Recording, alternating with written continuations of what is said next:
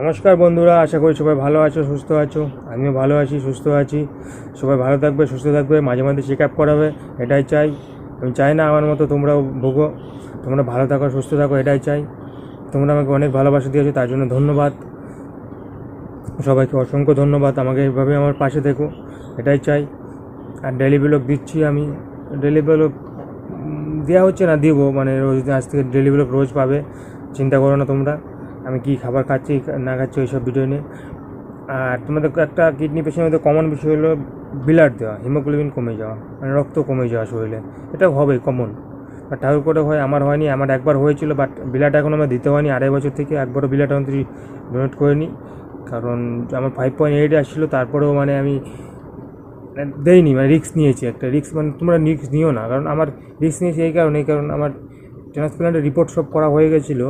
তাই জন্য আমি মানে করেছি, মানে ডাক্তারবাবু বললো যে তোমার রিপোর্ট হয়ে গেছে, একটু দেখো, মানে প্রত্যেক 1 মাস তুমি ট্রাই করো। 1 মাস মানে প্রত্যেক ডায়ালিসিসে একটা করে 10,000 ইঞ্জেকশন নিয়ে, আর সপ্তাহে একটা করে আয়রন নিয়ে। আমার ডাক্তারবাবু বলেছে আমার যে দেখো, যদি বাইরে দেখো, যদি না বাড়ে তাহলে ব্লাড দিতে হবে, কিছু করার নেই। আমি বললাম ঠিক আছে ডাক্তারবাবু, কারণ যদি ব্লাডটা আমি নেই তাহলে আমার পুরো 2.5-3 লাখ টাকা রিপোর্ট, সম্পূর্ণ রিপোর্ট বাতিল হয়ে যাবে। আমার নতুন করে রিপোর্ট করতে হবে, ব্লাড টেস্ট করতে হবে, কারণ একবার ব্লাড যদি বাইরের ব্লাড নেই। তার জন্য আমি ওটা রিস্ক নিয়েছি একটু। আর তোমরা রিস্ক নেবে না, কারণ ব্লাড কমে গেলে শ্বাসকষ্ট প্রবলেম হয়, অনেক প্রবলেম, নানান প্রবলেম। মানে শরীরে মানে শক্তি হবে না, থাকানো হবে একটা, মানে কী বলে, দুর্বল হয়ে যাবে শরীরটা, একদম প্রচণ্ড দুর্বল হয়ে যাবে। কারণ ব্লাড না থাকলে শরীরে কোনো শক্তি হবে না, খেতে এনার্জি পাবে না, অনেকটা প্রবলেম হয়, অনেক প্রবলেম। আমার হয়েছে, মানে শ্বাসকষ্ট প্রবলেম হয়। আমার হয়নি সেরকম, বাট বুঝতে পারছিলাম যে প্রবলেম হচ্ছিলো আমার, কারণ ব্লাডটা অনেকটা কম ছিল। তো ডাক্তার বললো, তার ওইভাবে করলাম, করে এভাবে নিলাম। প্রত্যেক ডায়ালিসিসে একটা করে 10,000 ইঞ্জেকশন নিচ্ছি, 1,000 টাকা করে দাম। তো এখানে কম নিচ্ছে, তো আমাদের ডায়ালিসিস ইউনিট থেকে, মানে ওই দাদা চেনা জানা আছে, তো ডাক্তার ইয়ের সাথে আছে, তাই ওখান থেকে নিচ্ছে। তার পাইকারি রেটের মধ্যে কম পাচ্ছে, 1,000 টাকা করে পড়ছে। আর বাইরে থেকে নিতে গেলে 1,500, কমে কোনো 10,000 ইঞ্জেকশন পাওয়া যায় না, 1,500 সোজা, অনেকটা কমে পেয়েছি। তো ওইভাবে নিচ্ছি, নিয়ে তারপর 15 দিন পর টেস্ট করলাম। তো কয়েকদিন পরে, মানে সপ্তাহ 2 দিন, 4-5টা ইঞ্জেকশন নিয়ে আবার 2 সপ্তাহ পরে টেস্ট করলাম। টেস্ট করতে হিমোগ্লোবিন বাড়েনি, কত 5.8, ওই সেমই আছে। 5.8 না 6 ছিল, 6 চলে আসছে, মানে তখন 6 আসছে, মানে বাড়েনি, মানে একটু বাড়ছে। এবার তো একটা মনটাকে সান্ত্বনা দিতে বললাম, বাড়েনি মানে কমে তো নি, যাচ্ছে তার মানে বাড়বে। তারপর ওইভাবে করলাম। তারপরে আবার ওইভাবে টেস্ট করতে হতে 15 দিন পর টেস্ট করলাম, তখন দেখলাম 7 আসলো। তখন শান্তি পেলাম, মনটাকে একটু শান্তি পেলাম যে বাড়তেছে। ওইভাবে আরেক মাস ওইভাবে নেওয়ার পরে টেস্ট করলাম, তখন চলে আসছে কত, সামথিং 10 চলে আসে ডাইরেক্ট। আমি বললাম বাহ, করে 10 চলে আসে। না, আবার 15 দিন পর টেস্ট করেছিলাম, 1 মাস না, ছড়ি ভুলে গেছে, কারণ টেস্ট করতে হবে না। 15 দিন পর আবার টেস্ট করলাম, তবে এখন কত 8-এর মতো আসলে, মানে এক এক করে বাড়তেছি, কদিন পর পর এক এক বাড়ছে। আমি বললাম মেডিসিনটা আমার অনেকটা কাজ, অরিজিনাল মেডিসিনটা আমার শ্যুট করেছে। রেনোভিট নিয়েছিলাম আমি, ডাক্তার আমাকে এপোফিট বলছিল, এপোফিট নিয়ে নিই। তারা কেশবচিল বললো 25 নিলাম, কিছুটা হচ্ছে না। তারপরে রেনোভিটটা আমার যেটা কাজ, আগে যেটা নিতাম ওটা নিলে আমার ব্লাডটা সবসময় মানে থাকতো, আমার বাড়তো। তার জন্য আমি ওটা নিয়েছি।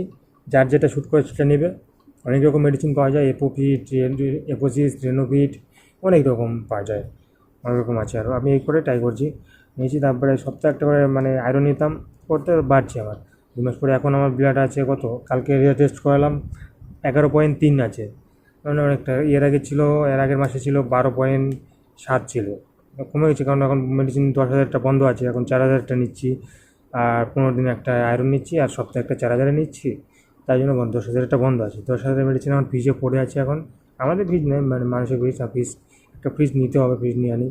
বাড়িতে ফ্রিজ নেই আমাদের, প্রবলেম হলো ওটা একটা, আর কি রোগের একটা ফ্রিজ দরকারি। তোমরা তাই করো, কারো যদি ব্লাড কমে যায়, আর খুবই কমে গেলে ভুল করো না, ব্লাডটা নিয়ে নিও। কারণ আমার তো ট্রান্সপ্লান্টের জন্য আমি ব্লাডটা নিয়ে নিই, কিন্তু কমে গেলে না, 5-6 নিচে 6 চলে আসলে না, ব্লাডটা নিয়ে একটা ব্লাড ডোনেট করে দেবো, মানে নিয়ে নিও। কারণ তাছাড়া শ্বাসকষ্টের প্রবলেম হবে, অনেক প্রবলেম। ডায়ালিসিস করা যায় না, কম ব্লাডে ডায়ালিসিস করলে না বেশি এক্সপায়ার হয়ে যায়। আমাদের ওখানে হয়েছে এক্সপায়ার, মানে আমি তো দেখছি ভয়ে ভয়ে নিয়েছি, কী বলবো। তোমরা ওই ভুল করো না ভুলেও, আমি যে রিস্ক নিয়েছি সেই রিস্ক নিও না। এইভাবেই ব্লাড বাড়বে। আর ব্লাড বাড়ানোর মেডিসিন পাওয়া যায়, মেডিসিন নিবে তাহলে ব্লাড বাড়বে। আর মেডিসিন না নিলে অনেকে বলে ব্লাড বাড়ে না, বাড়বে কী করে? মেডিসিন 10,000 মেডিসিন নিলে বাড়বে, 4,000 মেডিসিন নিলে হবে না, 10,000 মেডিসিন নিতে হবে। বুঝতে পারলে? যার যেটা শ্যুট করবে সেটা নেবে। এপোফিট আছে, অনেক রকম আছে, মেডিসিন আছে, নিবে। আর সব মাসে, সপ্তাহে না 15 দিনে একটা করে আয়রন নিবে। মাইক্রোফেন কী জানি আয়রনটা মাইক্রোপ্লেক্স নাকি একটা আয়রন আছে, ওই আয়রনটা নিচ্ছি। এইভাবে চলছে, আর খাওয়া দাওয়া ঠিকমতো খাবে। আচ্ছা ঠিক আছে, এটাই বলতেছিলাম যে তোমাদেরকে। ওকে, তাহলে হিমোগ্লোবিনটা ঠিক থাকবে সবার, আশা করি। মেডিসিনটা 10,000 মেডিসিন নিলে হিমোগ্লোবিন আশা করি সবার ঠিক থাকবে। আর আমার ডেলি ব্লগ দেখতে বলো না, রোজ দিন ডেলি ব্লগ আসবে আজ থেকে। মাঝে মধ্যে হঠাৎ বলো, কারণ শরীর খারাপ থাকে, শরীর সবসময় ভালো থাকে না। এটা, আর তোমাদের লাইভে আসবে, লাইভে এসে আড্ডা মারবো তোমাদের সাথে। ওকে বাই, ভালো থাকো। আর কার কী পছন্দ থাকে কমেন্টে জানাও, আমি উত্তর দেওয়ার চেষ্টা করব। ঠিক আছে, ভালো থাকবে, সুস্থ থাকবে, মাঝে মাঝে চেক আপ করাবে, এই বলে রাখছি। এটাই হলো হিমোগ্লোবিন বাড়ানোর পদ্ধতি। মেডিসিন একমাত্র 10,000 মেডিসিন নেবে, তাহলে হিমোগ্লোবিন বেড়ে যাবে, চিন্তা করো না। আর ডাক্তারের সাথে যোগাযোগ করো, ভালো নেফ্রোলজির সাথে ডাক্তার ধরে রাখো, ডাক্তার যা সাজেস্ট করে ডাক্তারের কথা মতো চলো, আর ডায়েট ঠিক মতো মেনটেন করো, তাহলেই হবে। ওকে বাই, ভালো থাকবে, সুস্থ থাকবে, এগুলো রাখছি, বাই।